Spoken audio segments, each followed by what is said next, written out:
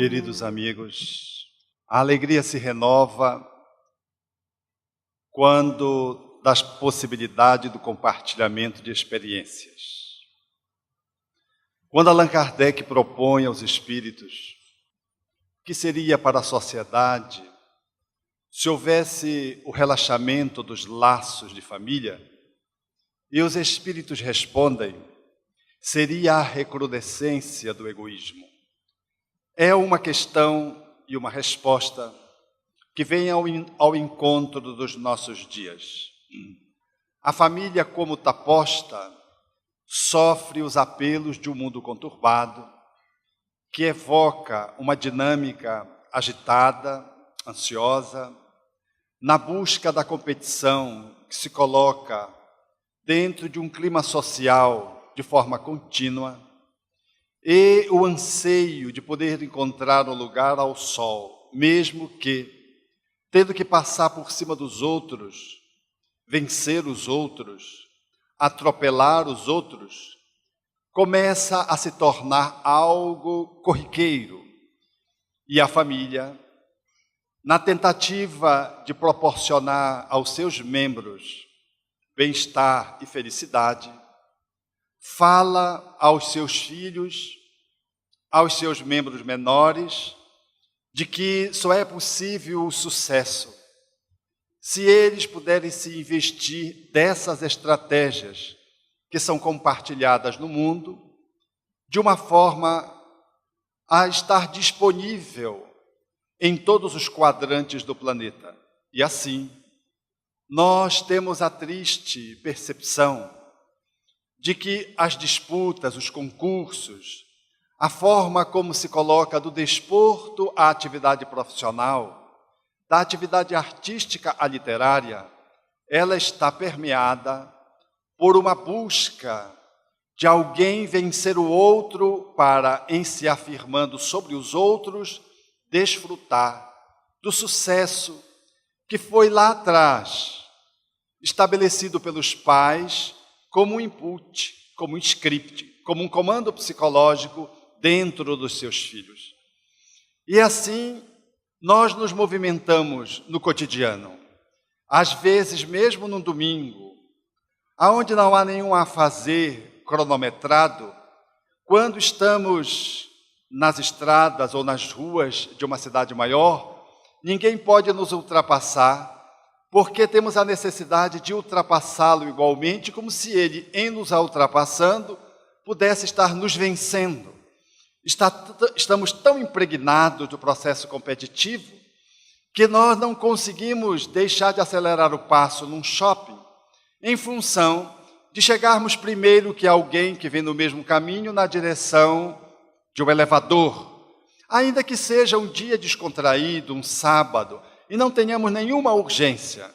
Essa é a cultura que nós experimentamos na atualidade, que nos encaminha para sermos vencedores sobre os outros, mas para experimentarmos uma amarga derrota dentro de nós mesmos, para superarmos as pessoas que são os nossos concorrentes, nossos adversários, quase inimigos, sem nos darmos conta de que a verdadeira vitória é aquela que se estabelece no campo interior de autossuperação, de ultrapassagem de si mesmo, de avanço sobre os seus próprios limites, de redicionamento dos nossos próprios conflitos internos. A busca pelo sucesso não corresponde ao alcance da felicidade. O homem pode alcançar na terra a vitória sobre os outros, ganhar prestígio popular, visibilidade, dinheiro, fama. Necessariamente, no entanto, a felicidade não está com ele. Haja vista grandes ícones que se projetam internacionalmente e que revelam seus conflitos quando das suas aparições, quando os paparazzis revelam a sua dinâmica cotidiana, e aqui e acolá, quando a família traz os dramas que são publicizados em função dos conflitos que eles experimentam. Portanto, é nesse clima social que nós, enquanto família, precisamos alinhavar em que base nós estabelecemos a cultura espírita dentro do lar. Em que medida Jesus comparece como sendo o nosso referencial familiar? Em que ponto a minha relação com os meus filhos, na posição de pai, de mãe, elas estão dando conta de atender às demandas do espírito que renasceu? Quase sempre em casa, nós não temos espíritos de escola. Raramente temos um espírito ajustadinho, equilibrado. A maioria vem do umbral. Às vezes vem das trevas, um grau abaixo. Ainda que a gente coloque o nome de André Luiz Bezerra de Menezes, Emmanuel, sobra esses nomes, mas o rótulo não corresponde ao conteúdo. E a alminha vem, e desde cedo ela já denuncia que ela exigirá daqueles que representam o divino na convivência com ela, mãos firmes e corações abertos. Necessitarão de cérebro aguçado, mas de que sentimento pulsante, aliado, a fim de que o encaminhamento desses espíritos possam ser levados ao Criador, numa devolução de alguém que recebeu um compromisso e estabelece a sua missão devolvendo ao divino com o seu trabalho experimentado de uma forma a contento. Todos nós queremos missões, motivados pelo nosso orgulho, quase sempre não nos damos conta de que a missão que a gente almeja é uma utopia, é uma falácia, é quase um delírio, porque nós queremos as missões dos grandes homens na Terra e esquecemos de que missão é conduzir alguém ao divino, e que ao lado das grandes missões, que são poucas, pontuais, existem as missões que estão em todos os lares, seja numa ilha no centro da Amazônia, seja numa família encravada no morro, no Rio de Janeiro. Nós encontramos missão e missões.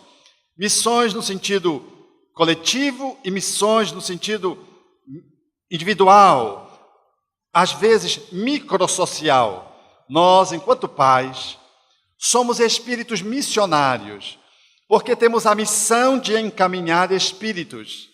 Não que tenhamos títulos que nos honre a alma e nos gabarite para exercer essa função de um status superior. Não, temos a missão de reencaminhar almas que muitas vezes nós desencaminhamos.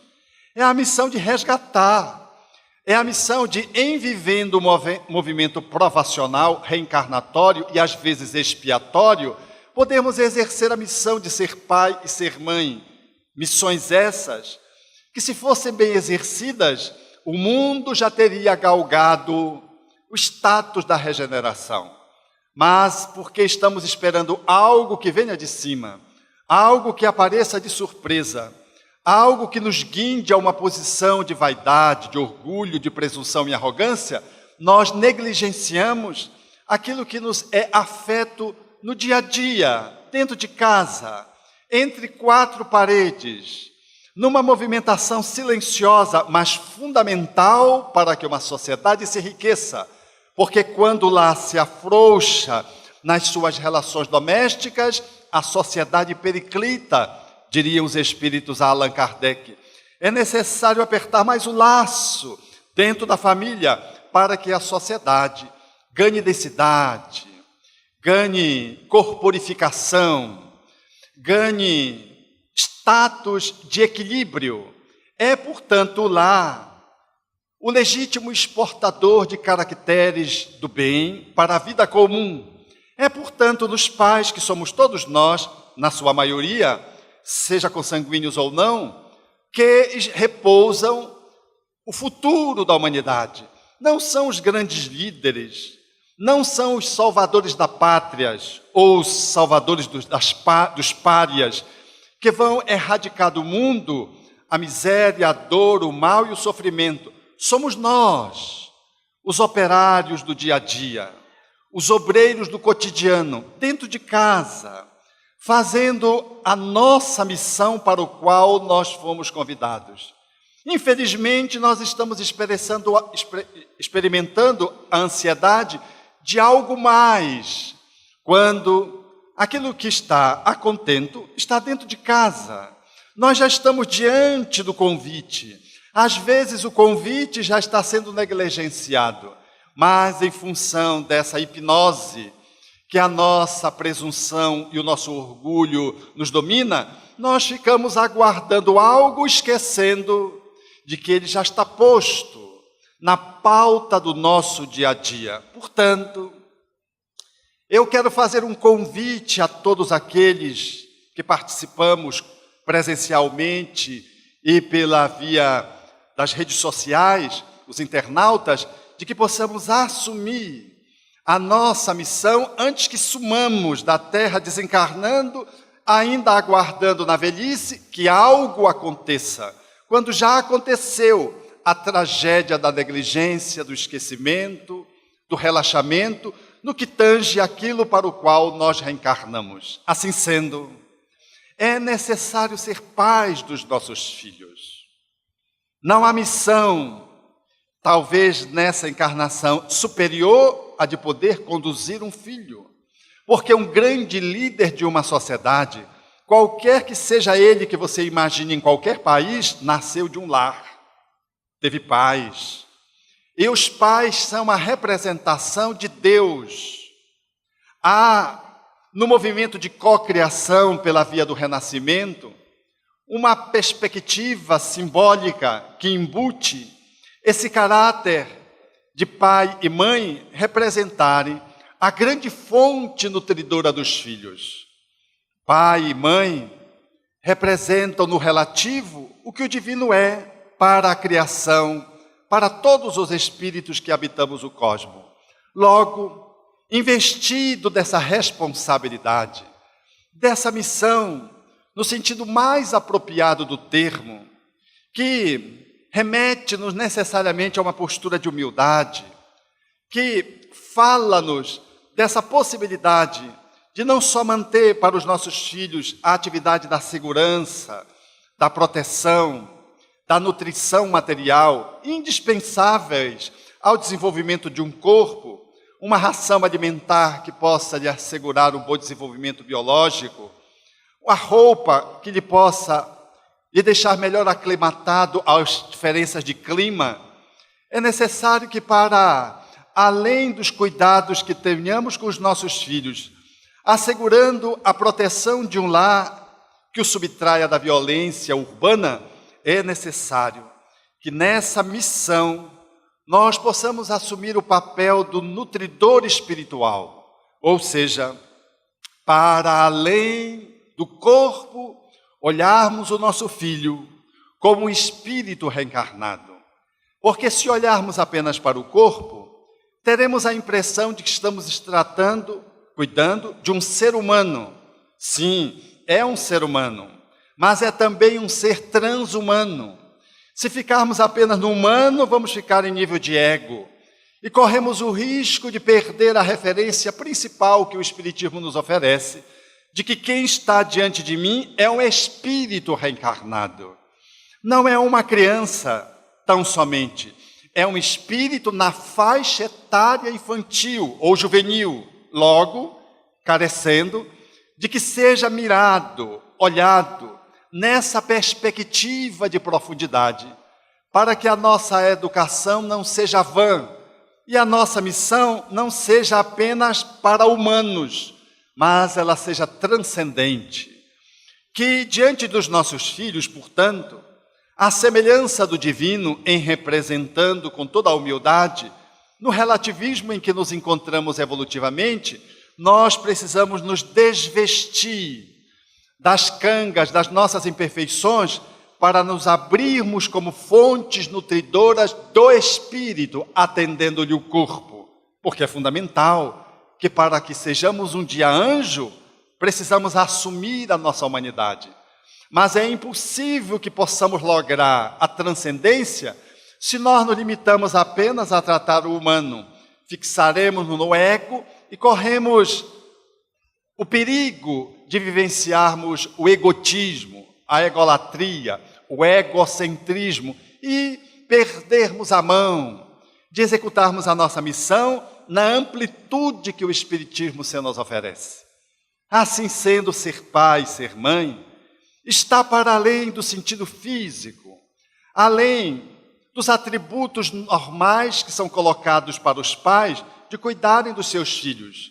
Está emblematicamente posto a necessidade de estabelecermos, para com relação a essas crianças e jovens, uma relação que possa alcançar-lhes os âmagos do ser, de um ser que veio de algum lugar do mundo espiritual, que transitoriamente está nas nossas mãos e que necessariamente não chegará à idade juvenil ou adulta, ou avançará para a velhice mais tarde, para depois saltar para o universo da onde veio, quiçá melhor, se teve nas mãos dos pais, mãos operosas, que souberam fazer as intervenções adequadas. Assim sendo, é de bom tom nos investirmos desse olhar, porque o amor é peça fundamental para que possamos evangelizarmos-nos e amarmos aqueles que nos foram confiados. Fazer o evangelho no lar semanalmente é obrigação solene, mas viver a evangelização no cotidiano dentro de casa é uma obrigação que não pode ser adiada. Levar a criança e o jovem ao centro espírita é nosso dever social, com a casa espírita, com o ingresso do nosso jovem, da nossa criança, nessa interação mais portentosa do movimento que apresenta a doutrina espírita, em espírito e verdade, mas viver com o nosso jovem, com a nossa criança, o ideal que abraçamos dia e noite e todos os dias, é, sem sombra de dúvida, o nosso dever que não devemos postergar. Assim sendo, é indispensável ter esse olhar para os nossos filhos de amor, porque a atitude de amor começa no olhar. O filho sabe como o pai olha ou se não olha, e sabe a qualidade desse olhar. O cuidado que um pai e uma mãe têm para com o filho começa nesse grau de ocular, desde quando a criança está colocada no seio materno, fazendo a amamentação, os seus olhos necessariamente se dirigem à face da mãe, que pode estar tagarelando, que pode estar andando, que pode estar vendo TV, mas que pode estar num canto mais acomodado, num canto mais aconchegante, num lugar onde a luz talvez não esteja tão forte, ela possa fazer um acolhimento qual se estivesse no útero e com os seus olhos, na sombra e luz, poder fazer o contato ocular, porque a criança não olha para um outro lugar a não ser para a face da mãe, mas raramente a mãe se detém para olhar para os olhos do filho, da filha, que está no seu regaço naquele momento, fazendo a sua amamentação indispensável ao seu corpo físico. Ali está o leite, que vai lhe nutrir a biologia, mas no olhar está a nutrição espiritual. Cabe algumas palavras. Na medida que o olhar se põe ao olhar da criança, esse espaço mágico, que ninguém consegue dimensionar qual a graciosidade, o encanto e o êxtase, que é esse contato da mãe, em olhando para a criança, dizer algumas palavras, à guisa de mimo, reafirmar algumas posturas que foram editadas no mundo espiritual antes dele e dela e do pai reencarnarem. Meu filho, você está vindo, que bom que você chegou. Você haverá de vencer junto de nós mesmos para, em se superando, oferecer à sociedade o seu melhor. Você, como eu, como nós, todos que estamos em casa, como o seu irmãozinho que já chegou, haveremos de superar as nossas diferenças e vamos nos amar um pouco mais. A intuição vai fazendo a mãe evocar lembranças que ficaram para trás e que naquele momento de quase transe, ela é capaz de dizer ao filho coisas que deverão ficar marcadas para a eternidade. Se não, pelo menos para aquela encarnação em curso. E ela o faz num diálogo de alma para alma. Ela não está fazendo sala, ela não está fazendo um jogo social. Não é uma atitude de fala e de olhar hipócrita. Não é uma convenção humana, é um contato de almas. E quando você faz isso, você vê que a criança recebe, capta, acolhe. Um médico maranhense, piauiense, que hoje mora no Maranhão, fez uma pesquisa. Ele é neonatologista, pediatra. Ele pegava a máquina fílmica e ia no berçário fazer a visita às crianças e conversava com elas. E filmando ao mesmo tempo. E ali, já criado um vínculo com os recém-natos, ele começava a dialogar com as crianças. E para que pudesse ter certeza de que as crianças o ouviam, ele dizia: e agora? Se você está captando o que eu estou dizendo, mexa a mão direita, o braço esquerdo, sorria, mexa a perna direita, a perna esquerda. E assim, mediante código, a criança fazia a movimentação com ele apresentando mediante a documentação fílmica. Apresentou num congresso da Associação Médico Espírita Brasileira essa proposição e esse ensaio que ele fizera, mostrando que aquilo que a proposta espírita se nos afirma é de forma cabal verdade. Porque se ele, como pediatra, era capaz de conversar com os bebês, imagine as mães, os pais, que tinham um vínculo muito superior a ele, que era um vínculo circunstancial, profissional, pós-nascimento.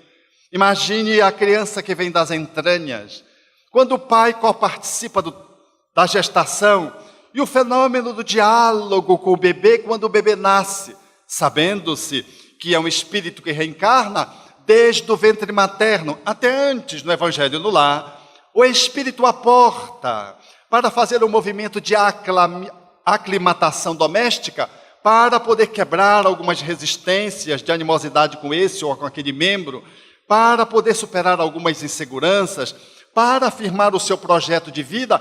Ele comparece quantas vezes no Evangelho no Lar nós estamos sendo visitados pelos futuros filhos, netos, que ali, trazido pelos benfeitores espirituais, num planejamento rico, vai-se mais tarde operando, se concretizando na gestação e no nascimento. E, portanto, estar no colo e manter esse diálogo é a reafirmação de princípios, de propósitos, de cumplicidades. É nesse vão do olhar que nós vamos caminhando até para quando o filho se esvai, para buscar a sua tribo na posição do jovem, do adolescente. Porque a criança, ela fica circunscrita ao lar. Ela faz do lar o seu único grupo social quase. Mas o adolescente, que é um parto que demora de 10, 12, 13 anos, aonde tem uma criança e nasce um adulto, ele faz o seu movimento de emancipação, aos poucos, como uma ave que ainda em plume tenta ensaiar os seus primeiros voos ali na ramaria em torno do ninho, para que mais tarde ela possa desferir o seu grande voo. Assim é um adolescente. Ele faz esses ensaios, buscando os amigos da escola, os amigos do condomínio, os amigos do prédio, os amigos da internet. E ele faz isso, e ao fazê-lo, quão indispensável é que os pais tenham um olhar para eles. Porque mesmo que o filho esteja distante, é possível que o pai e a mãe façam o acompanhamento. Não do jeito que eles querem, porque é impossível poder controlar os pés de um adolescente. Pela internet, pelo WhatsApp, pelo celular. Porque Os filhos, quando chegam na adolescência, eles já vão viver a consequência da infância. Se você quer ter um bom relacionamento com o adolescente, retroativamente vá para a infância. E você já sabe como vai ser a adolescência. A adolescência por si mesma já é um período de transição, de instabilidade. O espírito vai retomando as suas possibilidades anteriores, o corpo amadurece, consolida-se a reencarnação e logo é nessa faixa etária, uma faixa naturalmente de reverência, de conflitos que são minimizados se a infância foi boa. A melhor fase para educar o espírito é na infância. O olhar para o adolescente deve ser a continuidade do olhar para a criança. Logo, se você não olhou para a criança, você não vai conseguir manter o vínculo de segurança, de nutrição espiritual e emotiva com o seu filho adolescente. Você vai ter dificuldade, porque o adolescente que sai de um lar e que não se sentiu amado, ele procura um lar correspondente. Às vezes até apressadamente, antes do tempo, num relacionamento afetivo sexual, precipitando uma reunião como que conjugal, um arremedo de reunião conjugal, de união conjugal, porque ele não tem estrutura, não tem independência econômica para fazer o voo, mas ele o faz para ser adotado pela família da noiva, do noivo, do namorado, da namorada, em tendo um filho. E assim, ele faz um salto que não era previsível ou previsto antes da reencarnação, mas que era previsível quando se olha a nossa vivência aqui, agora em curso. Não tivemos o cuidado suficiente para com os nossos filhos enquanto pequenos. Agora, enquanto adolescentes, eles querem se ver livre da gente. E os pais querem controlar os adolescentes quando não cuidaram da criança. Logo, é impossível, mesmo achando que pode fazê-lo por GPS, pelo guia no qual a gente manda para que cuide dos nossos filhos, porque aí a gente passa a orar, a gente passa a ter um fervor na oração, aí a gente quer que os benfeitores façam o que os benfeitores materiais não fizeram. É impossível segurar no adolescente, controlar-lhes os passos, porque eu, trabalhando nessa área, vejo que eles fazem o que eles bem entendem com os pais. Simulam, enganam. Você telefona, já está lá no telefone dos amigos, quando a mãe, achando que vai achar o filho, telefonando para os amigos, está lá. E está com um ícone, aparece lá, é a onça, é a onça, é a onça. Olha, tua mãe já telefonou. É a jararaca, e dependendo do animal, tem uma correspondência psicológica. O leão, o tigre, a cobra, dependendo da forma como o conflito se estabelece na relação com os filhos. E a mãe pensa que consegue, não consegue. Tampouco com esse aspirador de filho, porque ela sai para a porta da casa, do apartamento, do condomínio, e fica com o aspirador de filho esperando que o filho venha, chupando. Não vem, ele só vem a hora que ele achar que deve vir. E já com substâncias, usando às vezes substâncias, minimamente o álcool, ele chega na hora que ele acha que chegar. E é sempre depois do horário que você previu ou que você tentou combinar com ele. Porque um adolescente só ajusta a combinação, o contrato com os pais, se esse processo foi contratado ao longo do tempo da criação dele.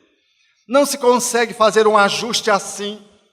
Mas se você fez esse caminho, é natural que o adolescente responda a um contrato que você faz no relógio. A que horas você vem? Ah, pai, eu venho às 3. Não, às 3 está muito tarde. Você vai ter aula no outro dia, eu sei que é com 15 anos, porque 15 anos eu fico impressionado como tem 15 anos, né? Quando o filho chega nessa idade de 15 anos, ele só falta sair todos os dias. A despeito de ser grandes festas, elas nem sempre se dão na sexta, no sábado ou no domingo. E então ele diz, venha 1 hora. 1 hora não, pai, fica muito cedo. Aí vai a negociação e cai 2 horas, como comerciante, sempre no meio. E ele chega se tem compromisso com você.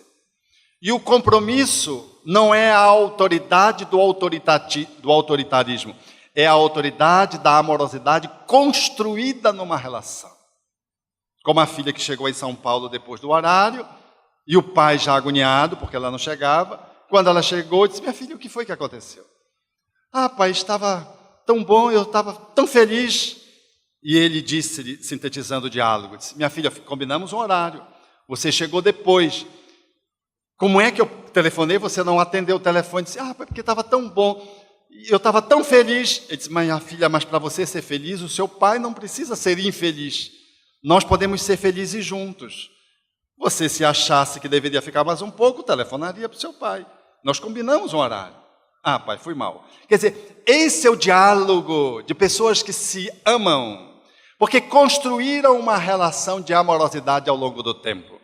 Não é que o jovem vai ser correto de forma pontual, de forma compulsiva e de forma obsessiva, porque todo jovem que chega todo o tempo em cima do horário é preocupante. O jovem que é normal, ele chega um pouco depois. Às vezes ele chega antes, porque a balada não estava boa, ele veio antes, terminou com a namorada, chegou antes. Às vezes ele chega depois, porque ele encontrou justo aquela zinha, que é a zinha do passado, com que ele vai se engalfinhar nessa vida, positivamente, vai casar e vai lhe dar os netos. É a alma com que ele se comprometeu. Então, pela primeira vez, ele subverte radicalmente o horário, e ao invés de chegar a 1, ele chegou às 5. Você já telefonou para o ML, para os hospitais, não encontrou o filho. Fez uma prece para o anjo guardião para ver se vinha alguma notícia, se ele chegou bem ou mal lá. E ele chega às 5 horas assobiando. E os pais quase na síndrome do pânico. Tal é a ansiedade. É natural compreender nessa circunstância pontual que esse foi um momento episódico, fundamental na vida daquele espírito. Ele encontrou a alma e fez com que ele subvertesse a relação com seus pais, como que esquecesse, e inconsciente ele foi guiado para uma programação. Isso foi o que aconteceu com um amigo, foi exatamente assim. Ele era obediente, nunca, espírita, mãe muito firme, nunca se atrasava. Num dia, ele chegou 4 horas depois do horário previsto. A mãe, naturalmente, estava para ter mais um filho, de tanta ansiedade, e ele chegou assobiando. E é com essa mulher, que até hoje ele assobia, porque era a companheira com quem ele projetou. O filho normal, ele é esse filho que varia no horário, mas ele cumpre. Se ele quer se demorar mais um pouco, ele telefona. Mas por quê? Porque o olhar, o cuidado e a relação está estabelecida em cima de um vínculo. E o vínculo é da amorosidade. Não há vínculo de acompanhamento do outro que seja mais imponente, que seja mais virtuoso do que a amorosidade. Ninguém controla pela intelectualidade. Você quer saber se o seu filho está usando droga? Você pode usar 1000 artifícios, descobrir ou não descobrir, não vai fazer a menor diferença. Mas se você ama e ele se sente amado, e essa relação é de reciprocidade, você pode olhar-lhe nos olhos e perguntar: meu filho, o que está acontecendo? Você está experimentando alguma droga? Ou se ele estiver com alguma droga na cabeça, suponhamos a maconha, que hoje é moda, no dito uso recreativo, você experimentou maconha, você está usando maconha, olhando-lhe nos olhos, o filho não tem como não responder. E o filho tem espaço emocional para dizer: pai, eu estou há um mês, há uma semana, ou experimentei. O filho diz porque tem uma cumplicidade construída num processo relacional. Ali nós temos uma relação de profundidade, porque o pai não controla pelo controle, o pai controla pela via do cuidado. Se o controle não está a serviço do cuidado, ele é neurótico. E a neurose, o filho se esquiva. Mas se o controle revela o cuidado que resulta da amorosidade, o filho se sente naturalmente implicado, naturalmente envolvido, acumpliciado na relação. E a relação de olho no olho é uma relação de autenticidade e de espontaneidade, que começou lá, quando o pai coloca a criança no colo para arrotar. E depois que ela rota, ele coloca nas mãos e começa a ter o mesmo diálogo que mais ou menos a mãe estava tendo, cada um do seu jeito. Esse diálogo ali, esse olhar ali, desse encontro amoroso, ele vai se perpetuando, vai se incrementando, vai se solidificando, e quando chega na adolescência que o pai pergunta, você experimentou? Ele diz, pai, experimentei. Ele não tem pejo de poder dizer para o pai, e ele não vai ter uma resistência movida pelo medo, sonegando essa informação. Ele será capaz até de se antecipar e dizer, pai, eu quero conversar contigo uma coisa, e ele puxar o assunto. Porque foi uma relação que começou ali, no útero, que se expressou fora do útero. E ninguém tenha vergonha de conversar com o bebê. Porque outro dia eu estava conversando com um colega médico, do qual eu cuido, e ele dizia assim, Alberto, uma das coisas que eu achava mais bizarra eram os adultos, pais, conversando com os filhos. Então, eu não entendia isso. Eu estava num casamento, chegou um amigo, e a cerimônia mal se estabeleceu, ele disse que tinha que ir porque o filho tinha acabado de nascer, tinha 5 dias, 6 dias. E eu disse, rapaz, esse casamento é só é só agora, o teu filho tu tem a vida inteira. Ele disse, não, mas eu não posso. Ele arrumou desculpa e foi embora. Eu fiquei sem entender esse amigo, mas agora eu entendo. Ele tinha acabado de ter um filho. E ele disse, Alberto, eu chego do plantão cansado. Quando eu ponho o meu filho nas mãos e começo a conversar com ele na sacada, e me vi surpreendentemente fazendo tudo aquilo bizarro que eu criticava nos outros. Vocês já viram a mímica facial? Vocês já viram a sonoridade dos pais? Não estou falando dos avós, que nem se fala. Estou falando dos pais. E ele dizendo, parece que o cansaço se esvai. E eu fazendo todas aquelas momices que eu criticava nos pais que eu acompanhava como médico. E eu me surpreendi, batendo fotografias e o celular já não mais conseguindo segurar as fotos, porque os arquivos não davam conta de tanta foto.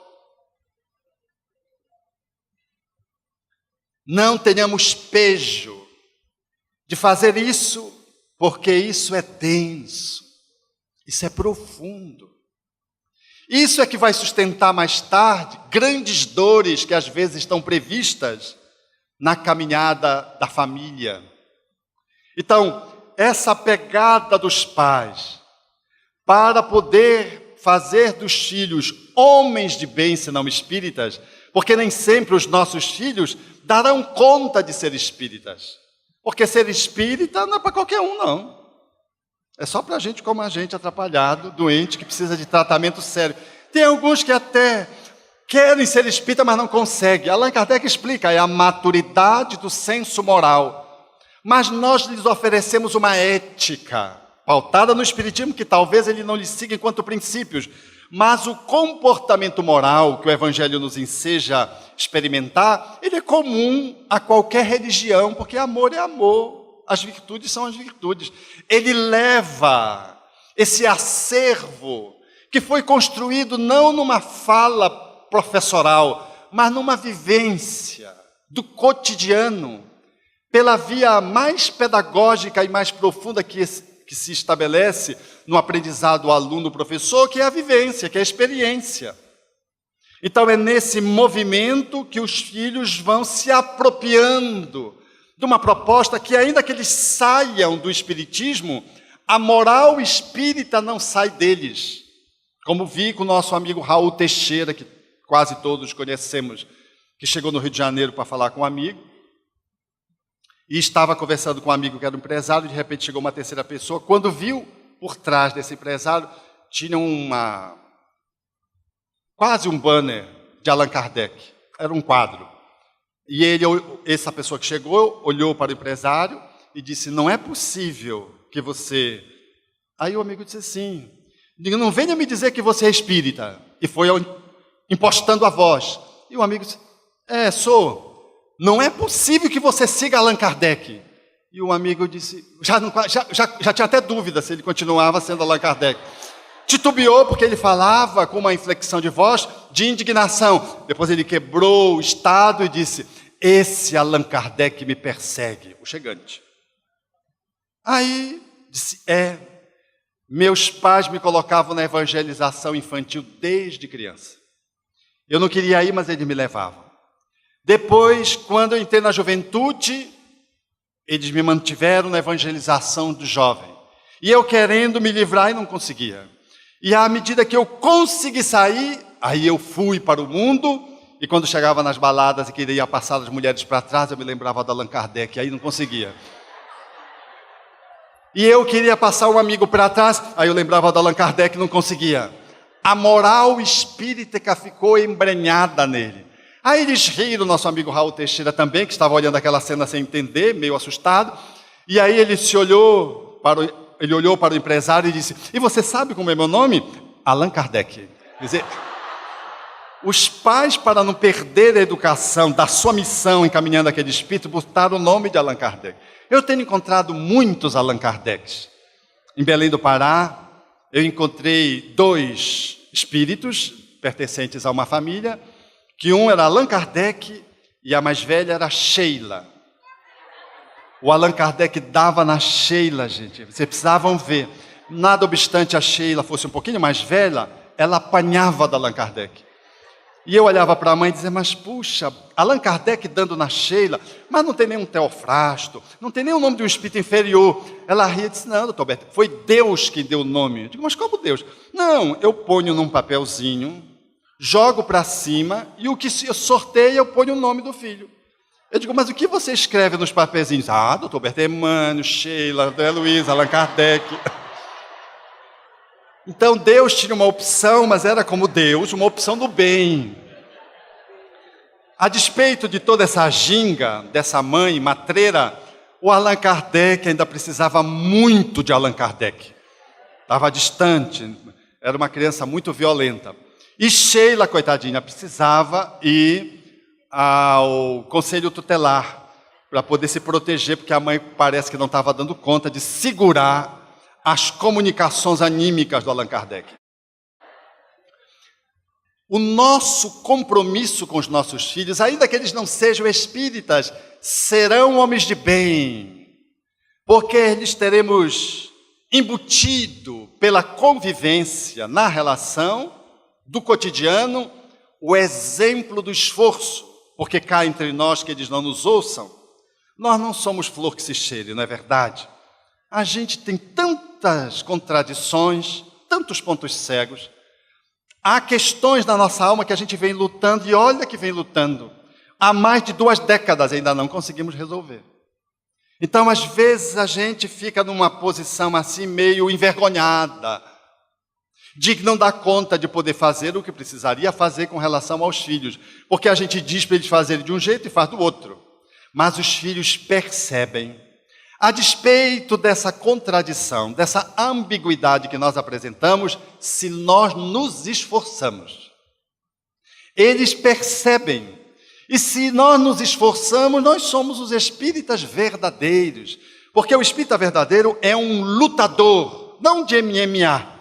É um lutador que luta consigo mesmo para se autotranspor, para se ultrapassar, para poder fazer a grande alquimia inadiável e inalienável da autotransformação moral, a mais difícil de ser feita. E os filhos, quando percebem isso, a teoria que o pai e a mãe não conseguem, às vezes, colocar na pauta do exemplo, eles conseguem valorizar aquela teoria a partir do esforço que eles veem do pai, da mãe, em tentar fazer aquilo e não conseguir. Então vale, para educar os nossos filhos, nós não precisamos ser perfeitos. E os nossos filhos não precisam de anjos. Os nossos filhos precisam de seres como nós. Nós somos os pais ideais para os nossos filhos. Não os pais que eles idealizaram enquanto crianças, ou idealizam enquanto crianças e adolescentes, mas os pais na conta certa para atender os nossos filhos. Porque esse reencontro, ele se faz a partir do mundo espiritual, em regra, não em todas as famílias, e ele se faz mediante um olhar ancestral, de outras ocorrências domésticas ou não, no qual nós demos no de encontro, e agora nós estamos indo ao encontro, ao invés de encontro. Então nós fazemos um planejamento para fazer revisão de contas internas junto ao outro, com o qual nós nos comprometemos. E aí nós recebemos a ex do passado, que vem como filha para aprendermos a amá-la com desapego. E ela, a seu turno, vai desenvolver agora o amor por nós, transmutando o amor passional em amor filial. Nós recebemos 2 espíritos que nós estimulamos a competição e que se mataram, e agora eles vêm como irmãos. Não vêm como chifópagos, mas vêm como gêmeos. Ou não. E aí nós precisamos administrar se são gêmeos. A começar do nome. Nome de filho, a gente tem que dar sempre diferente. Se é gêmeos, nós deveríamos vesti-los diferente, trajá-los diferente. Porque é comum dos pais acharem bonitinho do ponto de vista da estética visual, mas não consideram a estética espiritual. Veste os filhos do mesmo jeito, põe um nome quase que você não consegue saber quem pelo nome, imagine pela roupa, imagine pela cara se eles são irmãos univitelinhos, nasceram com a mesma base genética. Então, se eles veem gêmeos, a gente coloca bem diferente, porque quase sempre um vai ser a sombra do outro e vai ter problema. Então a gente vai colocar em salas diferentes na escola, vai vestir diferente, vai buscar nome diferente, põe um nome bonito, por exemplo, Alberto, e põe um nome feio qualquer outro, e assim vai. Vai fazendo de modo que eles possam garantir a sua identidade, a sua individualização, evitando o individualismo de uma relação mesclada, na qual um vai se sobrepor ao outro que vai ficar sacrificado ao longo do seu desenvolvimento. Então, esse reencontro com filhos e filhas dentro do lar, ele é para que nós possamos fazer um novo rearranjo pedagógico espiritual. É para que a gente possa se reencontrar depois de tantos desencontros. E cada um vem na posição certa. Pai é pai, mãe é mãe. E filho é filho na hierarquia funcional familiar. Quem manda em casa são os pais. Mas podem exercer o mando autoritário, o que não é bom. Mas jamais podem ser abdicratas, abrir mão da autoridade de gerir os filhos, dando uma liberdade permissiva, a ponto tal dos filhos começarem a mandar nos pais. A ponto tal de se fazerem uma reunião e fazerem por voto uma decisão. A gente consulta os filhos, dialoga com os filhos, mas a decisão compete aos pais, dos encaminhamentos familiares. É lógico, se é uma questão de pouca monta, em que vai se decidir acerca, por exemplo, do como se decora o quarto, consulta-se os filhos e o que eles decidem, nós podemos chancelar. Mas nada de dizer qual é o horário que chega, qual é o horário que não chega, qual é a escola que vai estudar, se vai no centro espírita ou não vai no centro espírita, qual é a criança que vai decidir se vai ou não vai para o centro espírita. Aí os pais, porque pega crianças hiperativas, que hoje são quase todas, elas não querem sair do computador, porque elas se superestimulam através dos tablets, dos celulares, dos joguinhos, do YouTube, que elas manuseiam com destreza. Elas não querem ir para a escola. Imagina você perguntar, meu filho, você quer ir para a escola ou não quer ir para a escola? Você quer comer agora, almoçar agora, ou só depois? É a criança que está mandando no pai. Eu vejo muito isso no consultório, quando os pais chegam. Eu vejo logo a dinâmica, e num olhar breve a gente já sabe quem é que dá as cartas. Se é a avó, se é a mãe ou se é a criança. Se são os pais, se são os filhos, ou se são o avô, um tio. Esse exercício do poder, nós não podemos deixar de considerar que ele é pertencente no comando da família aos pais, que podem escolher exercer uma autoridade centrada no sentimento e não no grito, no malho, no ferro, na palmada. Mas jamais deixar que os filhos conduzam o lar. Jamais deixar que os filhos possam determinar coisas, encaminhamentos e regras que pertencem aos pais construí-la para o bom rendimento da família. Então, são esses pais que nessa posição do lar, exercendo essa autoridade, vai estabelecer limites Porque uma família que não tem limites é uma família de casa que não tem portas. As portas são o limite, você fecha e abre. O limite significa dizer até onde você pode ir e até onde eu posso ir. Transgredir essas fronteiras, esses limites, pode representar uma disfuncionalidade familiar prejudicial ao processo da nutrição parental, pai e filhos. Limites que os filhos sempre pedem, eles reclamam a necessidade de você ter, na relação com os filhos, espaços bem delimitados para que a família possa funcionar. Porque se não tem limites bem delimitados, ou você tem portas enguiçadas que não se abrem, limites rígidos, ou não tem portas. São os limites permissivos, aonde a gente não sabe quem manda naquela casa. Todos gritam e ninguém obedece. Uma casa que tem limites nítidos, claros e flexíveis, são os limites da amorosidade que os pais conseguem construir na relação com os filhos pequenos e vão ajustando esses limites, essas regras, à medida que os filhos vão crescendo. Porque o limite que se estabelece para uma criança de 3 anos não é igual a de 6, de 9, nem a um adolescente de 12, tampouco a um adulto de 23 anos. Esse movimento, ele é feito com muita delicadeza. E essas regras são as leis, é a constituição da família. A constituição da família são as leis em que nós nos movimentamos. Elas não estão escritas, mas elas são mais visíveis, porque elas estão nas almas. Nós fazemos isso de uma forma solene, através dos contratos, das falas, e vamos estabelecendo essas construções de regras que favorecem o bom funcionamento da família.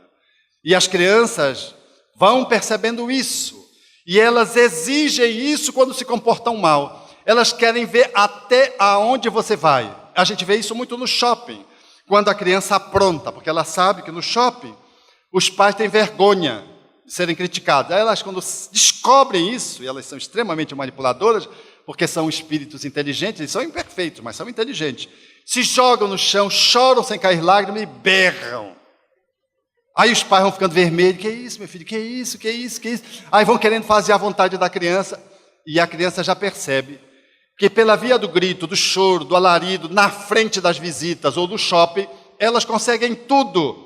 Bastou chegar uma visita, ela começa a se comportar mal, porque ela quer aquilo que ela quer, que o pai não quer dar, ou a mãe não quer dar. Se comportando mal, o pai diz, não, pronto, filhinho, pode brincar no tablet. Aí dá o tablet para a criança, que ele limita no tempo, conscienciosamente. Mas o filho quer o tempo inteiro. Chega uma visita, ele chora para ter o tablet. Aí o pai dá o tablet. E ele percebe que ele consegue fazer esse processo de manipulação. O pai e a mãe que sabe estabelecer limites é firme. Não é duro, grosseiro, é firme. A criança cai, ele fica olhando, ela no shopping, ela berrando, grita e vem um segurança e diz, não, é meu filho, fique tranquilo. O senhor não está ameaçado, não.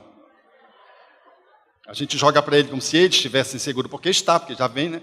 Outros pais vêm querer resolver, não, dá licença, é meu filho, pode deixar. Ele está fazendo um ensaio cênico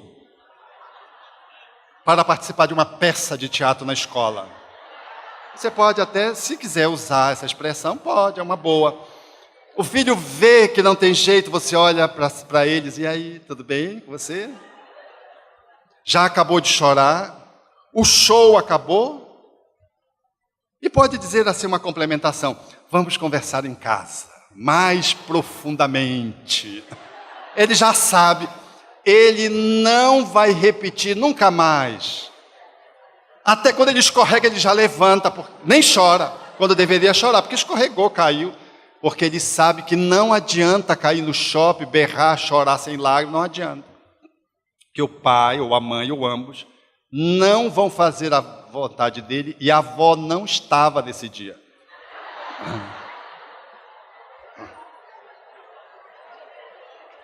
Assim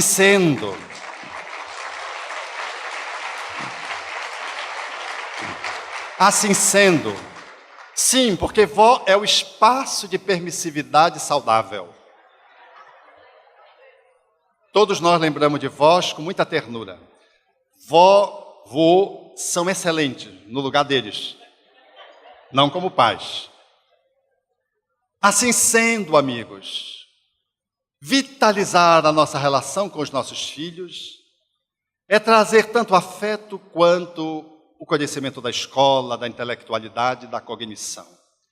É nutri-los espiritualmente não só com o Evangelho, mas nas reflexões do cotidiano das nossas vidas, nos momentos que estamos juntos, que pode ser qualquer momento. Não só oferecer-lhes os implementos para o atendimento físico. Os pais que querem encurtar distâncias com seus filhos são aqueles que se aproximam espiritualmente deles, emocionalmente deles, para cuidar e não apenas para controlá-los. São aqueles que preferem o movimento da facilitação do que da opressão. São aqueles que se apresentam como sendo os seus pais. Podem ser até amigos, se for o caso, e podem sê-los. No entanto, pais só têm eles. Amigos eles poderão ter muitos. Jamais abrir mão do papel de pai e de mãe. Tentando substituir por amigos, achando que o papel de amigo é mais importante, é uma discrepância e uma disfuncionalidade em olhando-se para o lar. E nessa relação com os filhos, podê-los abraçar, tocá-los, beijá-los. Não só as meninas, os meninos também. Porque os mesmos adolescentes adoram ser abraçados e beijados. Eles não querem ser no shopping, publicamente, na escola, na universidade, porque isso é um King Kong naturalmente. Mas em casa eles adoram isso. E essa chegada, esse toque, que vai viabilizando o afeto, que não é o toque da usurpação de limites sexuais, envolvendo processos incestuosos e pedófilos, mas o toque da amorosidade de segurança, de confirmação, eu estou aqui, eu amo você, você é importante para mim, eu me importo com você.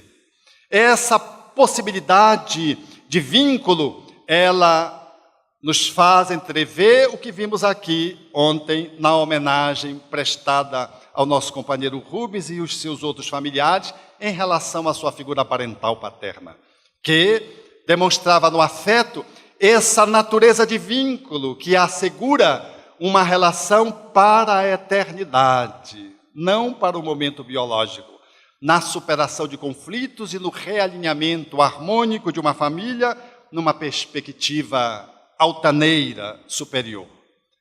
Os pais que querem vitalizar a relação com os filhos são aqueles que trazem o Evangelho mais na ação do que na fala, mas que falam de Jesus, para poder apresentá-lo como seu grande ídolo para ele, o pai e a mãe, a fim de que o filho possa importar essa relação de referência e transformar o Cristo nesse portal através do qual eles deverão navegar a vida inteira.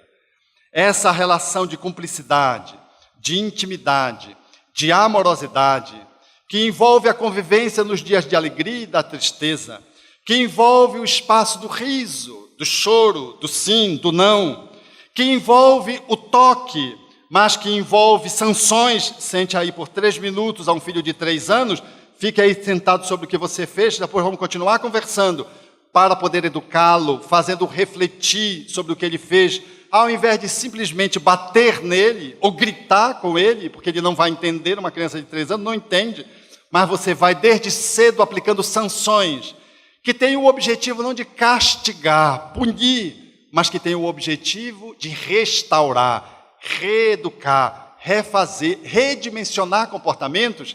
Esses pais que conseguem fazer essa pegada, eles estão o fazendo, em nome do Espiritismo, em nome da figura de Jesus, o cumprimento das suas missões na terra. E nesses dias, quão faz falta o Evangelho para as famílias, não para os líderes que emergiram das famílias.